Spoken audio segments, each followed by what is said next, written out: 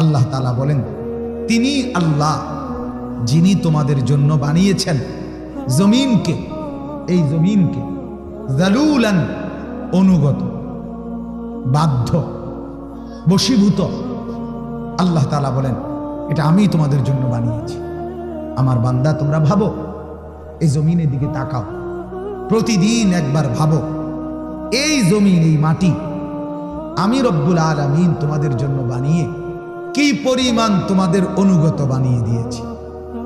আল্লাহ তাআলা বলতেছেন, হুয়াল্লাযী জাআলা লাকুমুল আরদা যালুলান, তোমার জিন্দেগির চলাফেরা, তোমার জিন্দেগির দিবস রাত, হাসি কান্না, আনন্দ বেদনা, আহার নিদ্রার সবকিছু এই জমিনকে কেন্দ্র করে গড়ে উঠছে। তোমার জীবনের যত রিজিকের বক্ষণ সব এই জমিন থেকে উৎপন্ন হচ্ছে। তোমার জীবনের যত ঘর, বসত, বাসস্থান এই জমিনের মধ্যেই গড়ে উঠছে। তাহলে এই জমিনকে আমি আল্লাহ তাআলা, আমি তোমাদের বসবাসের উপযোগী, তোমাদের অনুগত আমি বানাই। ফলে তোমরা একে তো জমিনে চলাচলও করছো, দুই, এই জমিন থেকে ফল ফসল উৎপন্ন করে তোমাদের রিজিক আসছে, এই জমিনের মধ্যে ঘর দুয়ার করে তোমাদের বাসস্থানের প্রয়োজন পূরণ হচ্ছে। এই ছাড়াও আমার এই জমিনে ঘুরছো ফিরছো, আল্লাহ তাআলা বলেন এটা আমি করে দিয়েছি। কে করে দিয়েছে বলেন? তাফসীরের মধ্যে লিখছে, আল্লাহ তাআলা যদি এই জমিনকে তরল পানির মতো বানাইতেন তাহলে কি আমরা চলতে পারতাম? ডুবেই যাইতাম। আল্লাহ তাআলা যদি এই জমিনকে কাদার মতো, কাদা এটার মতো বানাইতেন তাইলে কি আমরা চলতে পারতাম? আমরা তো পিছলা খাইয়া পড়ে যেতাম। এই জমিন যদি পাথরের মতো, লোহার মতো শক্ত হইতো তাইলে আমরা আমাদের গাছপালা, বৃক্ষ, তরুলতা, ফল ফসল এগুলো উৎপন্ন করতে পারতাম? আমাদের গাছ, আমাদের ঘর দুয়ার এগুলো গাঁড়তে পারতাম আমরা খুঁটি? না। আল্লাহ তাআলা যদি এই জমিনকে পানির উপরে ভাসমান এই মাটি, এটা যদি আল্লাহ তাআলা, মাটি তো দিছে ঠিক আছে, কিন্তু এটা পাও দিলে নড়ে চড়ে পানির কারণে, এমন যদি হইতো তাহলে আমরা স্থির হয়ে দাঁড়াইতে পারতাম? আল্লাহ তাআলা বলেন, সর্বরকমে বান্দা তোমার উপযোগী করে তুমি যাতে থাকতে পারো, তুমি যাতে হাঁটতে পারো, তুমি যাতে ঘর বানাইতে পারো, তুমি যাতে ফসল উৎপন্ন করতে পারো, তুমি যাতে ফল মূল গাছপালা সব ব্যবস্থাপনা করতে পারো, এমন একটা সুশৃঙ্খল উপযোগী অনুগত করে আমি আল্লাহ তোমার জন্য জমিন বানিয়ে দিয়েছি। এটা আমি করেছি। কে করেছে বলেন? আলাম নাজআলিল আরদা মিহাদা। কোরআনে আল্লাহ বলে, জানো তুমি বান্দা, আমি কি তোমার জন্য এই জমিনকে বিছানা বানায় দেই নাই? আল্লাহ জানতে চাচ্ছে, উত্তর দেন। দিয়েছে? আল্লাহ তাআলা বলেন, ওয়া ইলাল আরদি কাইফা সুতিহাত। আমার বান্দা, আমার জমিনের দিকে দেখো, আমি কিভাবে তা তোমার জন্য বিছায়া দিছি। তাহলে এই জমিনকে আল্লাহ তাআলা বলেন, আমি তোমাদের অনুগত বানায় দিছি। একদম বাধ্য, একদম বাধ্য। নিয়ম হলো, আরবিতে আরবরা বলে, যেই প্রাণী, ঘোড়া, গাধা, ওট, যেই প্রাণী নিজের ঘাড়, নিজের কাঁধ, নিজের কোমর, নিজের পিঠ সবটাই তার মনিবের, মানে যিনি চড়বে তার জন্য অনুগত করে দেয়, তো আরবরা ওই প্রাণীটাকে বলা হয় যালুল, যে এটা একেবারে বাধ্য, একেবারেই অনুগত, কোনো রকমের এটা ডিস্টার্ব করে না, কষ্ট দেয় না, এটাকে বলে যালুল। তো এখানে আল্লাহ তাআলা বলছে, এই শব্দটা, এই জমিনকে আমি আল্লাহ তাআলা তোমাদের ব্যবহার, তোমাদের চলাচল, তোমাদের বসত, তোমাদের খাদ্য ফসল সব কিছুর জন্য এক কথায় তোমাদের অনুগত করে দিয়েছি। কখনোই এই জমিন তোমাদের সাথে কোনো রকম অন্যভাবে তোমাদের কোনো কাজকে, তোমাদের কোনো কর্মকে, কোনো কিছুকে জমিন নিজের থেকে প্রত্যাখ্যান করে না, বরং সে পুরাপুরি তোমাদের অনুগত ব্যবহারের, এটা আল্লাহ বলেন আমি তাকে করে দিয়েছি। কে করে দিয়েছে? এরপরে দেখেন, এবার আল্লাহ তাআলা বলেন, ফামশু ফি মানাকিবিহা। আমার বান্দা শোনো, যেহেতু জমিন আমি তোমার উপযোগী করেছি, আমি করে দিয়েছি অনুগত, অতএব আমার জমিনের বুকে, আমার জমিনের কাঁধে, আমার জমিনের পিঠে তুমি চলো। ফামশু, তুমি হাঁটো, তুমি চলাচল করো। গাড়ি দিয়ে পারো, বিমান দিয়ে পারো, তুমি নৌপথে পারো, পায়ে হেঁটে পারো, এই প্রান্ত থেকে ওই প্রান্ত তুমি চলতে থাকো, আমি আল্লাহ তাআলা তোমার চলাচলের উপযোগী বানায় দিস। অকুলু মির রিজকি, আল্লাহ তাআলা এরপরে বলেন এবং এই জমিন থেকে আমার রিজিক আছে, আমার সেই রিজিক তুমি ভক্ষণ করো। তাইলে তিনটা কথা বলছে দেখেন। এক, জমিন আমি তোমাদের অনুগত বানিয়েছি। কে বানিয়েছে? দুই, আমার জমিনে তোমরা নির্দ্বিধায় চলাচল করো। তিন, আমার জমিনের উৎপন্ন রিজিক তোমরা ভক্ষণ করো। কিন্তু একটা কথা শুধু আল্লাহ বলছে এরপরে, আমার বান্দা, আমার জমিনে তুমি হাঁটো, আমার জমিনে তুমি ঘর বানাও, আমার জমিনে তুমি বসত গড়ো, আমার জমিনে তুমি ফসল ফলাও, আমার জমিনে তুমি গাছ লাগাও, আমার জমিনে তুমি যানবাহন চালাও, আমার জমিনে তুমি উৎপাদন করো, উপার্জন করো, যাই করো, কোনো সমস্যা নাই, আমি মানা করছি না, আমি তোমার জন্যই দিছি। শুধু একটা কথা মনে রাখো, ওয়া ইলাইহিন নুশুর, তোমাকে আমি আল্লাহর কাছে ফিরে আসতে হবে। হাঁটতে গিয়ে, চলতে গিয়ে, বসতে গিয়ে, উঠতে গিয়ে, খাইতে গিয়ে, ঘর করতে গিয়ে, বসত করতে গিয়ে, উপার্জন করতে গিয়ে, ফল ফলাইতে গিয়ে, ফসল ফলাইতে গিয়ে, আমার জমিন ভোগ করতে গিয়ে শুধু এটা মনে রাখো, এখানেই তুমি শেষ। নিজের লাভ লোকসান, আয় ব্যয়, হিসাব নিকাশ এই দুনিয়ার মধ্যেই গুলাইয়া ফেলল না, এখানেই শেষ করে লাইও না হিসাব কিতাব, বরং এটা মনে রাখো, হিসাবের মধ্যে এটাও রাখো যে তোমাকে আমার কাছে আসতে হবে। কথা বুঝছেন কিনা বলে? আজকে বাপ, এটাই আমাদের পার্থক্য। আমরা অধিকাংশ মুসলমান, আমি আপনি এ কথাটাই শুধু ভুলে গেছি। মালিকের এই বিস্তীর্ণ জমিন আমরা ভোগ করছি, ব্যবহার করছি, অগণিত রিজিক আমরা উপভোগ করছি, কিন্তু চলতে ফিরতে, উঠতে বসতে, ঘরে পরিবারে, স্ত্রী ছেলে মেয়ে, সংসার, দোকান ব্যবসা, আয় রোজগার, ক্ষেত খামার, যেখানে যা করছি আমরা শুধু সব করছি বুদ্ধি খাটাইয়া, বিবেক খাটাইয়া, কথাবার্তা বলে, ফন্দি ফিকির করে, কিন্তু শুধু একটা কথা আমাদের মনে থাকে না যে আমাকে আল্লাহর কাছে যেতে হবে।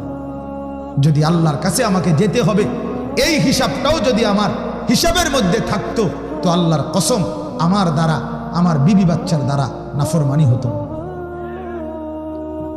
আমি বেনামাজি থাকতাম না, আমি হারাম উপার্জন করতাম না, আমি সুদ খাইতাম না, আমি মিথ্যা বলতাম না, আমার যুবক ভাই বেহায়া বেপরদিগি করতো না, অশ্লীলতার ছবি দিয়ে জমিনের মধ্যে ব্যস্ত থাকতো না, উলঙ্গ ছবি নিয়ে সারা রাত পড়ে থাকতো না, নর্তকীর নাচ নিয়ে সারা রাত পড়ে থাকতো না, আমার মার বোনেরা বেপর্দা বাজারে হাঁটতো না, রঙিন টেলিভিশনে নাচ গান দেখতো না।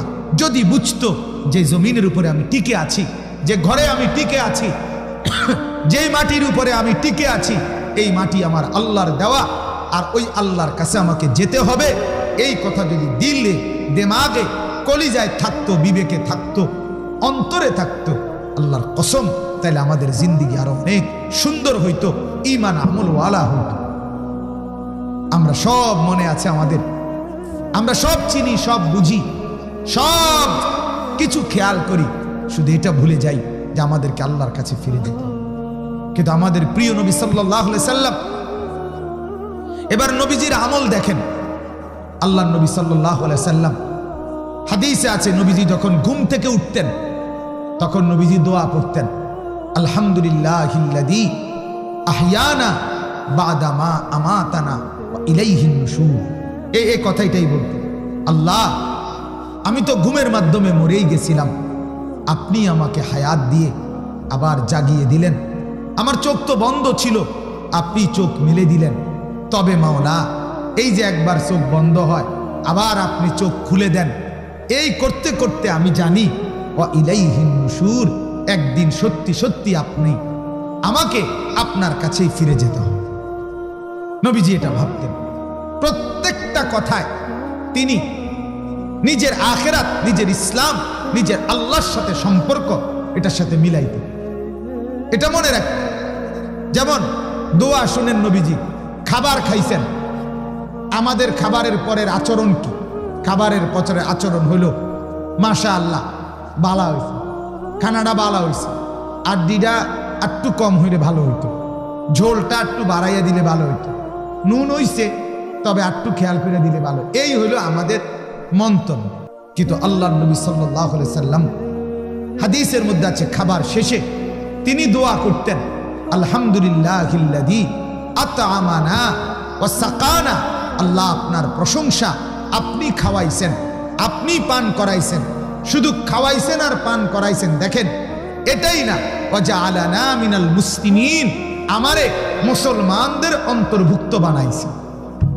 এই যে ফিকির, খানার সাথেও মনে রাখছে আমি মুসলমান, খানার সাথেও মনে রাখছে আমি আল্লাহর বান্দা, এটা খেয়াল রাখছে। নবীজি বাথরুমে ঢুকছে তো কি বলছে, কি বলছে? বিসমিল্লাহ আল্লাহুম্মা ইন্নী আউযু বিকা মিনাল খুবুসি ওয়াল খাবাইস।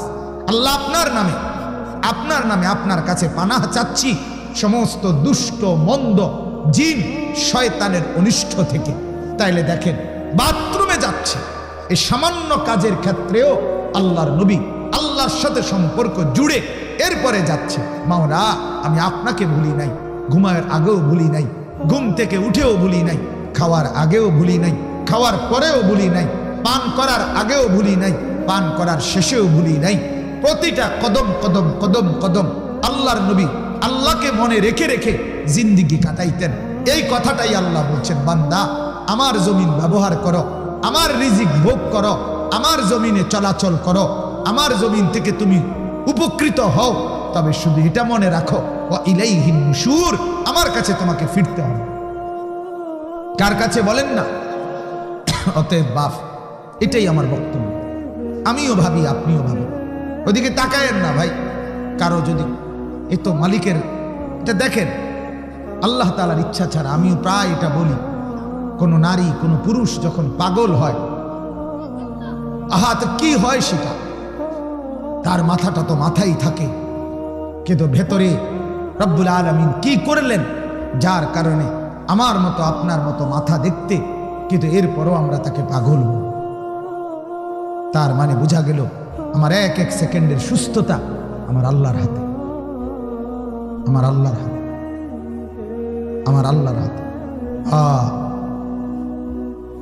আমার গলার ভেতরে ভোকাল কর্ডে যেখান থেকে কথা বের হয়, সেখানে মাইক্রোস্কোপ যন্ত্র দিয়া, অনুবীক্ষণ যন্ত্র দিয়ে দেখা যায় এরকম ছোট্ট গোটা, যেটা স্বাভাবিক দেখলে বোঝা যায় না, এত সামান্য গোটা, যার কারণে আমার কথা বন্ধ হয়ে গেছে, আটকায় যায়, কথা বের হচ্ছিল না।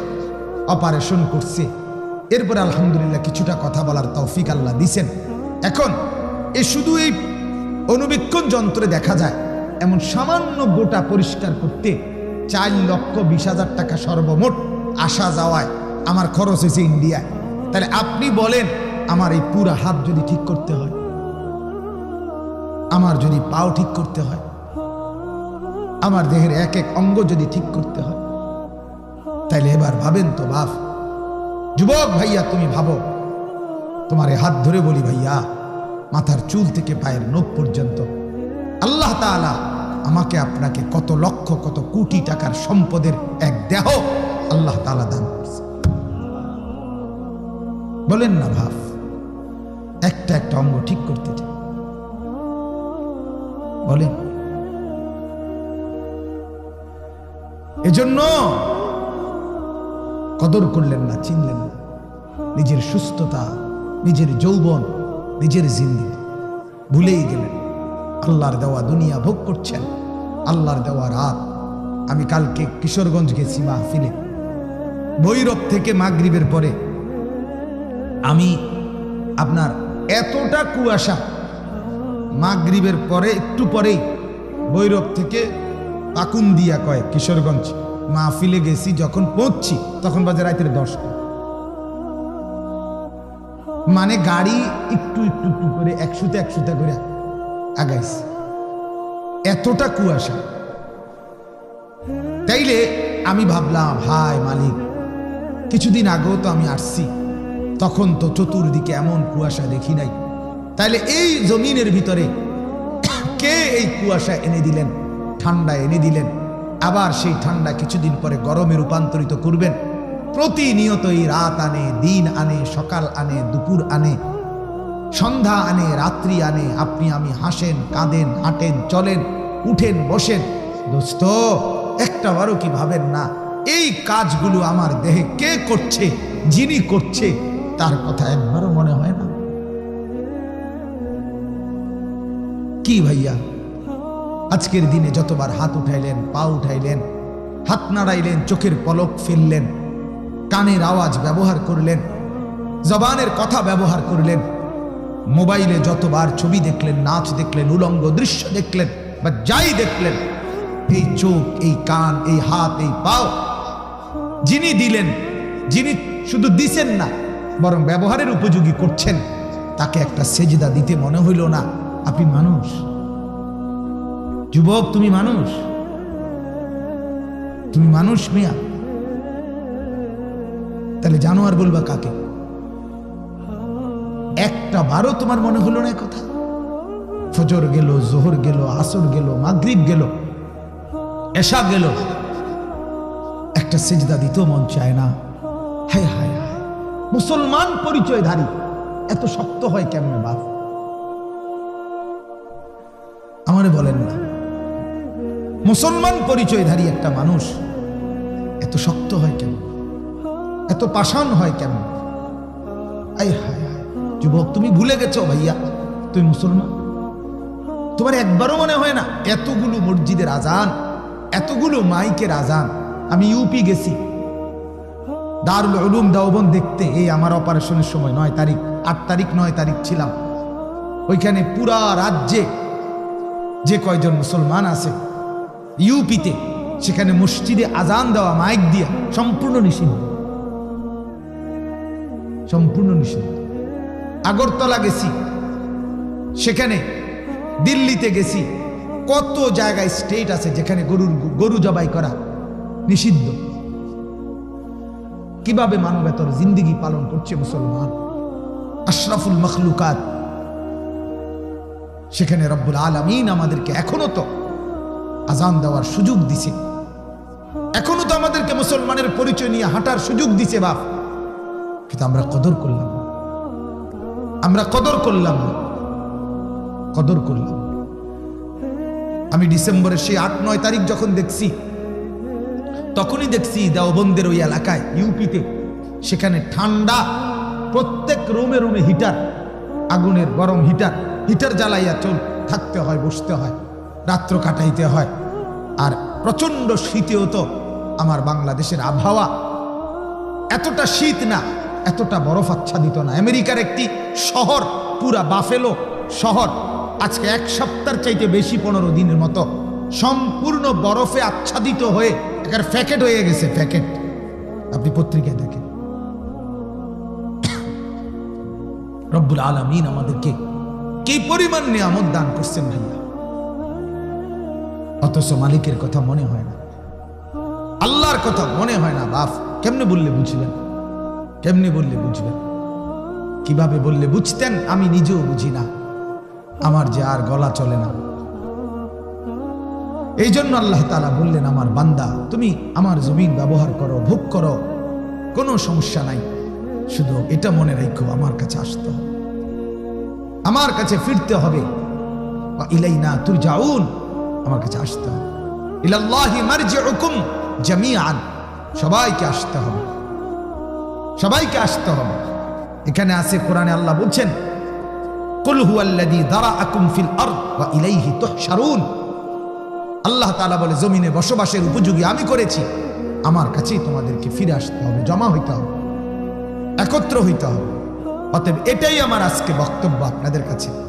এই মূল কথা এটাই যে আমি আপনি প্রত্যেকে জীবন চলেন, বাবা, জওয়ান, বুড়ো, সবার কাছে ভাই অনুরোধ, চাকরি করেন, ব্যবসা করেন, লেনদেন করেন, আয় করেন, উপার্জন করেন, যে যাই করেন, দয়া করে এতটুকু শুধু মনে রাখেন, জীবন চলার পথে আমাকে আল্লাহর কাছে ফিরতে হবে। কার কাছে ফিরতে হবে বলেন না? অতএব যদি মনে করেন এটা আল্লাহর কাছে ফিরবেন, তাহলে নামাজ পড়েন, আল্লাহর গোলামি করেন, হারাম ছাড়েন, গুনাহ ছাড়েন, অবৈধ উপার্জন ছেড়ে দেন, মদ জুয়া ছেড়ে দেন, সুদ ঘুষ ছেড়ে দেন, জিনা ব্যভিচার ছেড়ে দেন, অশ্লীলতা উলঙ্গপনা ছেড়ে দেন, মার বোনের বেপরদিগি বন্ধ করে দেন। যুবক ভাই আপনারাও, তোমরাও ভাই, কলিজার সবটুকু দরদ নিয়ে বললাম, তোমরাও ভাই গুনাহ ছেড়ে দাও, ভাই গুনাহ ছেড়ে দাও। আল্লাহর কাছে যেতেই হবে। প্রতিদিন তাগড়া জওয়ানও কবরে যায় কি না বলেন না? নওজোয়ান তরতাজা মানুষ, আমার এক কাছের আপনজন, খুব মহব্বতের এক হাফেজ সাহেব, আমাদের কংসনগর এলাকার হাফেজ আবু নাইম, এই কিছুদিন আগে, এই মাসেই তাগড়া সুন্দর জওয়ান ছেলে জানাজা পড়তে যাচ্ছে। ওনারা দুইজন, হাফেজ সাহেব আরেকজনের, তাদের কোনো আত্মীয়ের, মাঝ পথে কুমিল্লা ক্যান্টনমেন্টের আগে একটু, মানে আর 1 মিনিট গাড়িটা চললে স্টপেজে যাবে, নাইমা যাবে ওরা। 1 থেকে 2 মিনিট সিএমএইচ এর সামনে থাকতেই বাসের সিএনজিটারে বাড়ি দিছে। তরতাজা জওয়ান হাফেজ সাহেব ওইখানেই মারা গেছে। যে যাচ্ছিল জানাজা পড়তে, লোকেরা পড়ছে তার জানাজা পড়ছে। আমার মাদ্রাসার হাফেজ সাহেব, তার বাবা, তার মা, তার 4 বছরের বোন ঢাকা থেকে কিশোরগঞ্জ যাচ্ছে কিছুদিন আগে, এই কিছুদিন, মাসখানিক হবে। 10 মিনিট আগে মা 4 বছরের মেয়েটারে তার বাবার কোলে দিয়ে দিছে। নরসিংদী আসছে, আর ডিস্ট্রিক্টের মধ্যে বাড়ি খাইছে। বাবা কোলে বাচ্চাটা নিয়েই ওইখানেই মারা গেছে। বাচ্চাটাও মারা গেছে, বাবাও মারা গেছে, মা শুধু বাইচে গেছে। তা আমি বললাম, মা যেন বলছে স্বামীকে, স্বামী কিছুক্ষণ পরে তো আপনি চলেই যাবেন, তো মেয়েটাকেও নিয়ে যান, বাচ্চাটাকেও সাথে নিয়ে যান। আমার ভাই, প্রতিদিন তুমি দেখো খবর নিয়ে কি পরিমাণ মোটরসাইকেল অ্যাক্সিডেন্ট হয়, কি পরিমাণ যুবকের হাত ভাঙ্গে, পাও ভাঙ্গে, কি পরিমাণ প্রতিদিন। কেন বড়াই করছে? কেন আল্লাহকে ভুলে যাচ্ছে? কেন এই জমিনে বসবাস করেও আল্লাহর জমিনে কেন আল্লাহকে নারাজ করছেন? আল্লাহ বলছেন, আমিনতুম মান ফিস সামাই আন ইয়াখসিফা বিকুমুল আরদা ফাইদা হিয়া তামুর। আরে বান্দা, তুমি কি মনে করছো নিরাপদ আমার থেকে? আমি আসমানে আছি, আমার থেকে নিরাপদ তুমি? না না, তুমি জানো না, আমি ইচ্ছে করলে ঘুমে রাইখা, হাঁটাত রাইখা, বসাত রাইখা, চলাত মধ্যে রাইখা আমি তোমাকে জিন্দা মাটির নিচে ধসায় দিতে পারি। এই আয়াতের অর্থ, আম আমিনতুম মান ফিস সামাই আন মুরসিলা আলাইকুম হাসিবান, অথবা আমি চাইলে আসমান থেকে পাথরের বৃষ্টি বর্ষণ করে তোমাকে ধ্বংস করে দিতে। তুমি জানো না, ওয়ালাকাদ কাযযাবাল্লাযীনা মিন ক্বাবলিহিম, ইতিপূর্বে যারা নাফরমানি করেছে আমি তাদের এমন বহুকে ধ্বংস করছি। কারুনকে আল্লাহ তাআলা জমিনে ধসায় দিয়েছে। কওমে লূত আলাইহিস সালামের কওমের উপরে পাথরের বৃষ্টি বর্ষণ করে আল্লাহ তাআলা তাদেরকে তছনছ করে দিয়েছে, দুধের বাচ্চা সহ ধ্বংস করে দিয়েছে। এজন্য আমরা প্রত্যেকে ঘুরে ফিরে একই কথা ভাব, গুনাহমুক্ত জিন্দেগি, ইবাদতওয়ালা জিন্দেগি, আল্লাহর কাছে ফিরতে হবে।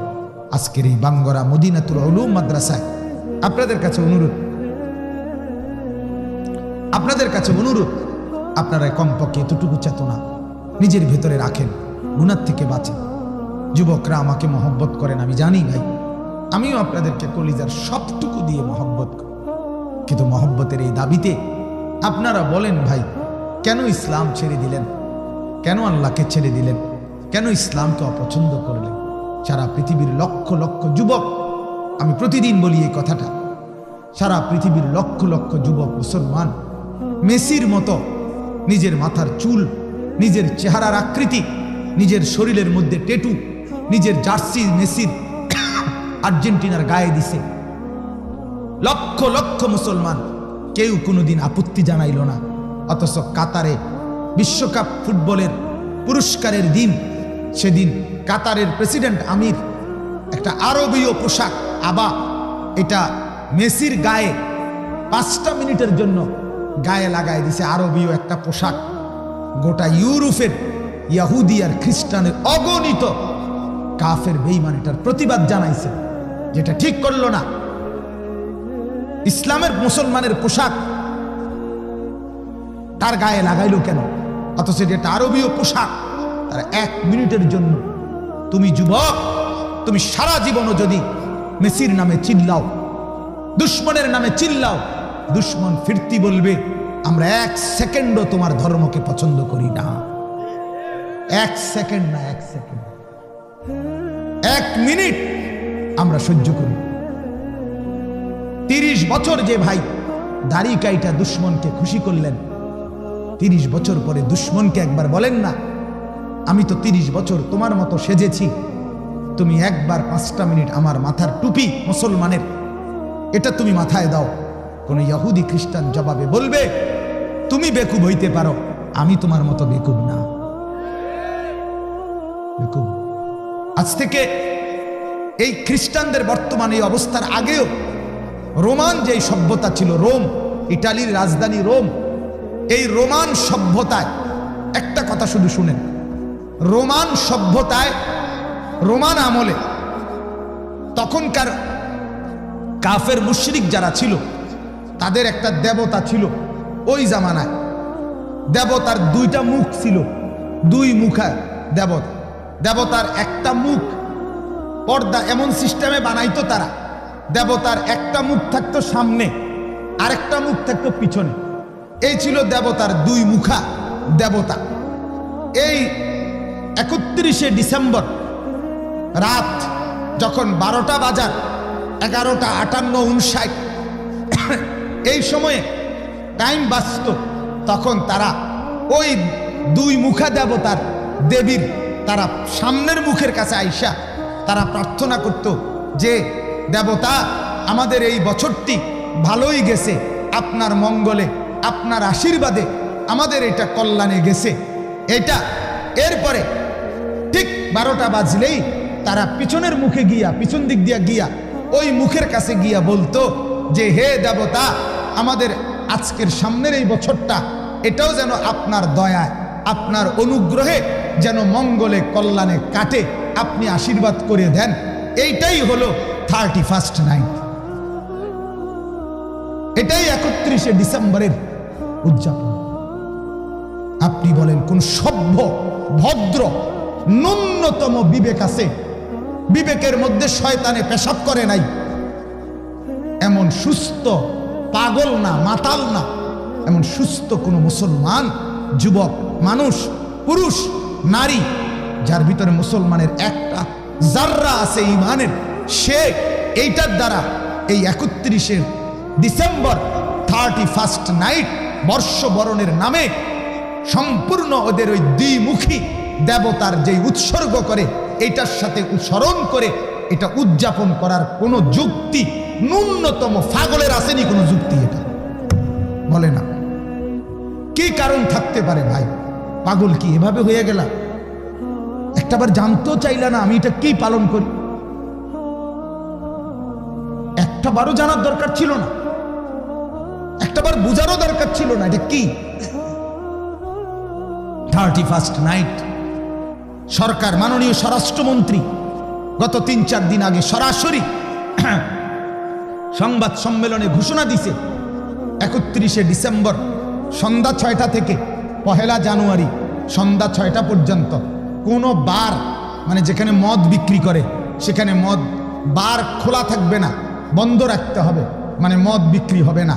31শে ডিসেম্বর থেকে 1 জানুয়ারি সন্ধ্যা পর্যন্ত কোনো ব্রিজ, এরপরে পার্ক, রেস্তোরাঁ খোলা, কোনো জায়গায় কোনো নাচ গান, হই হুল্লুরের অনুষ্ঠান করা যাবে না।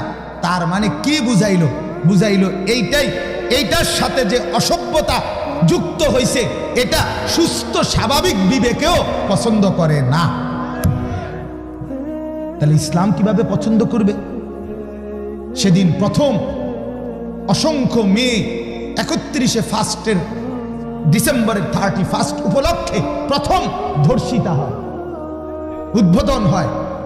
সেদিন পরকীয়ার প্রথম উদ্বোধন হয়, প্রেমের উদ্বোধন হয়, নতুন বছরে জিনা ব্যভিচারের অসংখ্য নোংরামির উদ্বোধন হয়। সেটা একজন মুসলমানের প্রিয় কেমন হইতে পারে? কেন আমার যুবক মুসলমান, আমার নওজোয়ান ছেলে মেয়েরা এরা কি এত পাগল হয়ে গেল? ইসলাম কি আমরা এভাবে ভুলে গেলাম? ইসলাম আমাদের কিছুই দেয় নাই, কোরআন আমাদের কিছুই দেয় নাই, আমাদের ধর্মে তাইলে কিচ্ছু নাই। তাইলে যুবক ছেড়েই দাও, মাঝপথে ঘোষণা দিয়ে দাও বাজারে সবার সামনে, আমি মুসলমান না, আমি বেঈমান বলে দাও। ধর্মের পরিচয় রাখছো কেন? অতএব আমার অনুরোধ, এখানেও যারা যুবক ভাই আছেন, 31st নাইটের নামে, 31শে ডিসেম্বরের নামে এই মূর্তি পূজার, অসভ্যতার, নোংরামির কোন সংস্কৃতি আমাদের জীবনে যেন না আসে, বলেন ইনশাআল্লাহ। যদি তুমি মানুষের বাচ্চা হয়ে থাকো, যদি তুমি মুসলমানের সন্তান হয়ে থাকো, যদি তুমি মায়ের দুধ পান করে থাকো, যদি তুমি মুসলমান বাবার পয়সায় বড় হয়ে থাকো, তো আমি বন্ধু, আমি ভাই অনুরোধ করলাম, যদি তোমার পেটে পবিত্র মার দুধ থাকে, মুসলমান মায়ের দুধ থাকে, তো তুমি 31st নাইটের নামে কোন উদযাপন, কোন অসভ্যতা, কোন নোংরামি মোবাইল দিয়েও করবা না। ছবি বিনিময় করে, ফুল বিনিময় করে, নোংরামি বিনিময় করে কোনো কিছু করবা না, বলো ইনশাআল্লাহ ভাই। আল্লাহ তাআলা তৌফিক দান করে, আল্লাহ তৌফিক দান করে। আর যদি কোনো অসভ্য বলে, ভাই হুজুর এটা না, আমার দরকার নাই, আমি অসভ্য আমনে আমারে বললেই কি আর না বললেই কি, ঠিক আছে ভাইয়া চলো, দেখো তুমি নোংরামিতে মজা পাও, আমি সেজদাতে মজা পাই। তুমি অসভ্যতায় মজা পাও, আমি মাওলাকে ডাইকা মজা পাই। তুমি উলঙ্গ ছবি দেখে মজা পাও, আমি কোরআনের আয়াত দেখে মজা পাই। ইনশাআল্লাহ চলো, দুনিয়া তোমারও যাবে, আমারও যাবে, কিন্তু আখিরাতে ফয়সালা হবে, কার মা আছে কার মা নাই, ইনশাআল্লাহ। কোনো সন্দেহ নেই, কোনো সন্দেহ নেই। আল্লাহ তাআলা আমাদেরকে বুঝ দান করেন।